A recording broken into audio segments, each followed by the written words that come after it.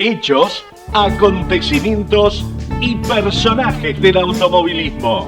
28 de junio, 1964.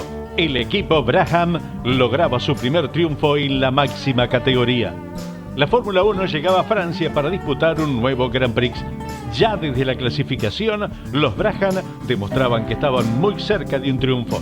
La clasificación la ganaba por tan solo 5 décimas el escocés volador Jim Clark con el Lotus. Gurney era segundo y Jack Brabham era quinto. Desde que se ponía en marcha la competencia, Jim Clark tuvo que soportar el acoso del estadounidense a bordo del Brabham, mientras el patrón del equipo le cuidaba las espaldas. Así fue hasta la vuelta 31, que abandonaba el hombre de Lotus. De allí en más el americano tomaba la punta para no abandonarla más. Lamentablemente Hill en la vuelta 37 supera a Jack Brabham, que le privó de hacer su primer 1-2 al equipo. Igual, era todo felicidad para Jack y su equipo, que llegaban al primer triunfo del equipo Brabham. Año 1964. Marco Ciani ganaba la sexta vuelta de Hugues. Se corría la sexta vuelta de Hugues. Era un mano a mano entre Ciani y Bourdais. Nada podían hacer nombres importantes como los hermanos Emiliosi, el Tuki Casá, Rolo de Álzaga, Carlos Pairetti y otros nombres importantes del TC. Juan Manuel Bourdais ganaba la primera vuelta. La segunda era por estrecho margen para Marco Ciani, que también pasaba a ser líder en la general por poco menos de 33 segundos. Ingresaban a la última vuelta y faltaban 166 kilómetros y había que pegar la oreja a la radio. La pregunta era ¿qué pasaría? Cada top de los aviones marcaban las diferencias.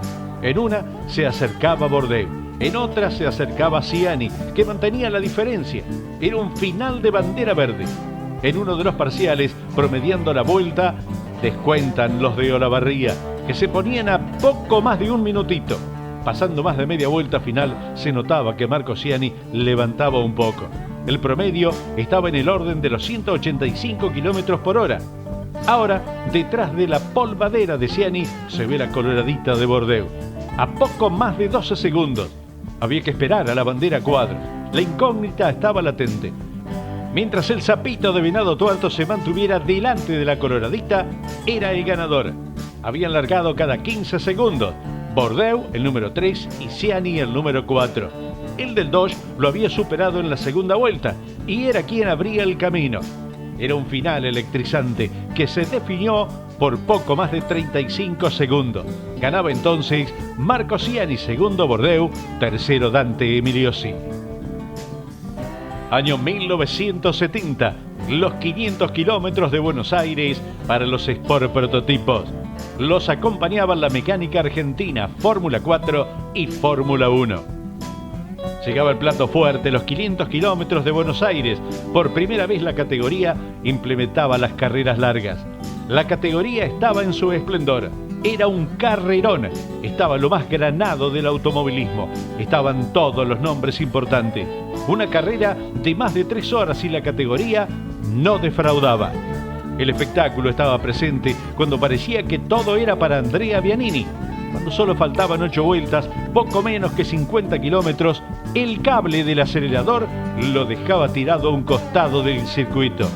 En esta oportunidad estaban utilizando el circuito número 15 de 6.121 metros. Fue tal la desazón de Andrea Bianini que sus primeras palabras fueron: no corro más. Estas cosas me pasan solo a mí. Había sido mucho el sacrificio para tener que soportar a un Néstor Jesús García Veiga, quien era la vedette del año sobre el Chelco Chevrolet. Había realizado una competencia metódica, lo peleó a Bianini y luego comenzó a entender que era negocio el segundo puesto.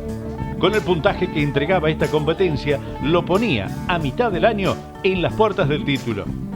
El de Arrecifes mostraba con su récord de vueltas que tenía para luchar por la punta. Pero la pregunta era: ¿servía castigar el auto en busca de la victoria?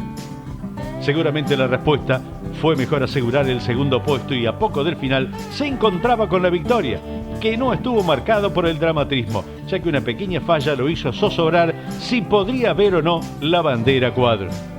Era finalmente el triunfo para el Nene García Veiga, seguido por Pirín Gradassi y Carlos Ruesch.